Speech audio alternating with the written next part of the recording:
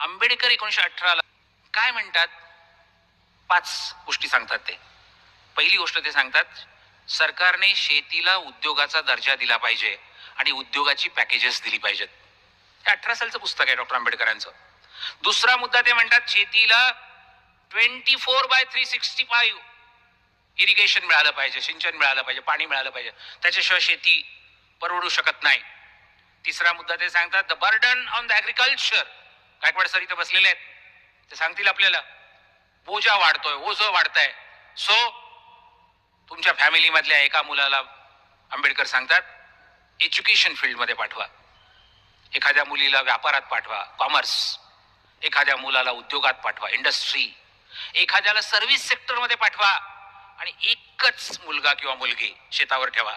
सगळे जर शेतावर राहिले तर बर्डन इज एक्सेसिव्ह आणि ऍग्रिकल्चर विल बी कोलॅप्स्ड. म्हणून आंबेडकर 18 साली सांगतायत की एकतर कुटुंब नियोजनच करा, पण निदान आहेत त्या मुलांना वाटून वेगवेगळ्या क्षेत्रात पाठवा.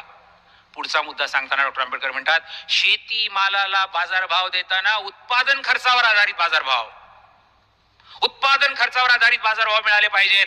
कुठलाही उद्योग टिकू शकत नाही उत्पादन खर्चापेक्षा कमी किमतीला जर माल विकावा लागला तर. आणि म्हणून डॉक्टर आंबेडकर म्हणतात की there must be a policy, national policy, उत्पादन खर्चावर आधारित बाजारभाव द्यायची.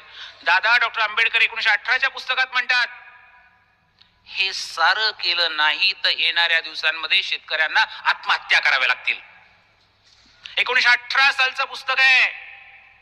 मी तुम्हाला कुणाला हात वर करायला लावणार नाहीये, पण हे पुस्तक तुमच्यापैकी कुणी वाचलंय का असं मी एवढ्यासाठी विचारत नाहीये की जयंतीचे कार्यक्रम होतात, पुण्यतिथीचे कार्यक्रम होतात, आंबेडकरांवर अनेक कार्यक्रम होतात. आम्ही प्राध्यापक लोक, आम्ही वक्ते, आम्ही पत्रकार, आम्ही लेखक ज्या बाबासाहेबांच्या गोष्टी 10 लाख वेळा सांगून झाल्यात त्याच परत सांगतो.